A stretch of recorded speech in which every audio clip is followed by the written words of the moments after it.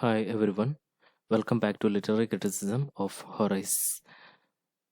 In the last classes, we were discussing Horace's observations on poetry. We have seen that Horace's observations on poetry are divided into 6 heads: its nature, its function, its subject matter, its kinds, its language, and its nature and art.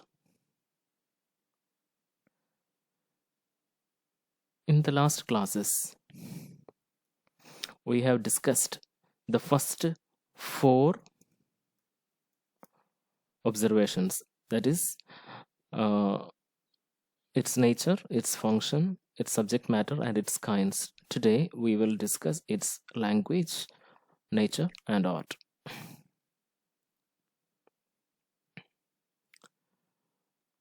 Let us see Horace's observations on the language of poetry in detail.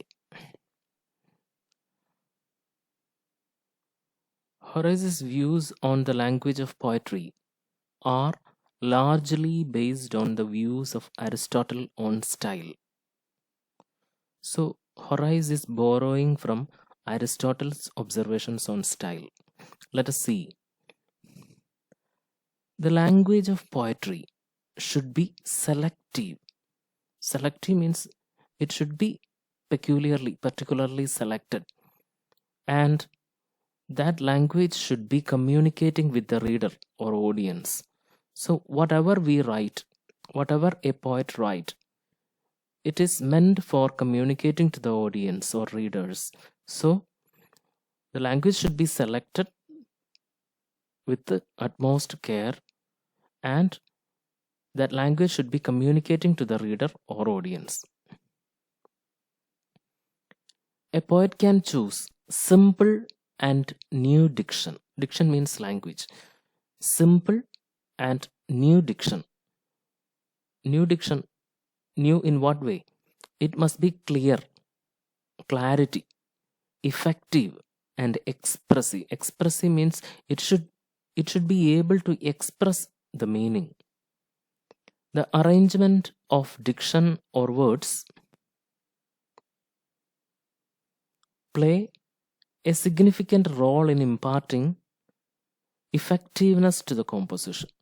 So the arrangement of the language, diction, or words play a very important role in imparting, giving effectiveness to the composition.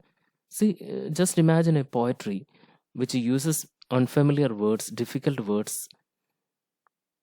What is the use of writing that poem if it is not able to convey the meaning? So Horace says that it must be clear, effective, expressive, and its arrangement play a significant role in providing the effectiveness to the composition.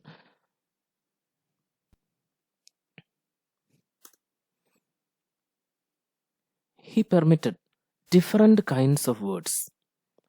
So in order to be simple, he should not limit his choice of words to a very few words. No, he can choose different kinds of words. And familiar vocabulary. Familiar means it is advisable to use familiar words, not obscure words. If the words are familiar to the audience, it will be easy for the audience to grasp it. And what is important? The apt combination. The combination of words, bringing together various words, and if their combination is fine, it is perfect. So he permitted different kinds of words, familiar vocabulary, and their apt, correct combination.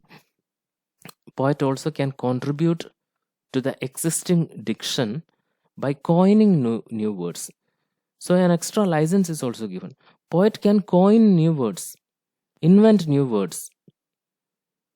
So poet will be the first one to use this particular words, invented words. So he will be able to give the meaning to it, new meaning to it. Like that. See, Shakespeare had used many invented words.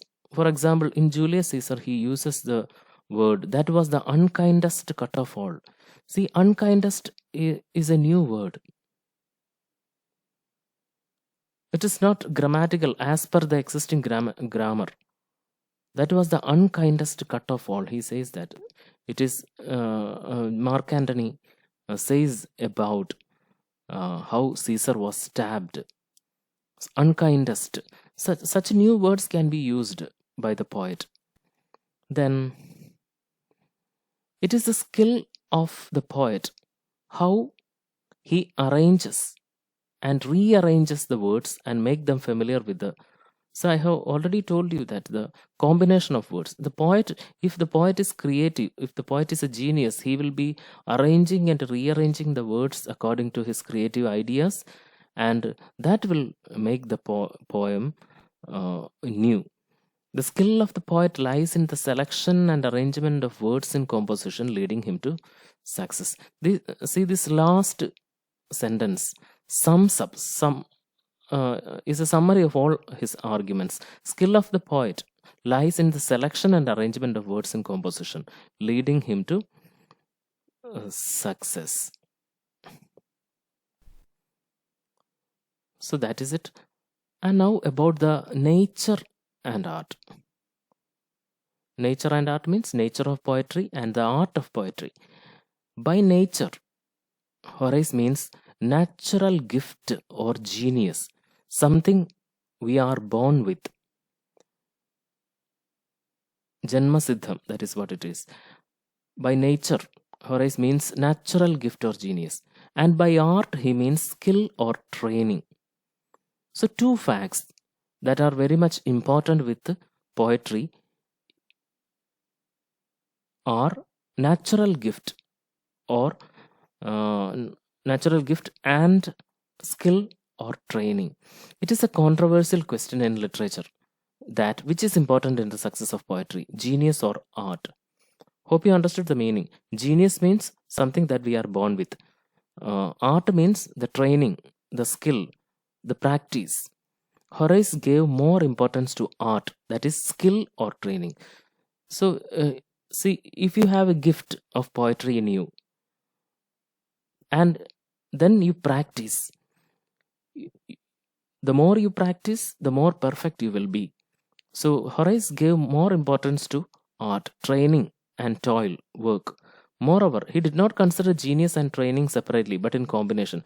That doesn't mean that he gave less importance to genius. No, he said that both are important.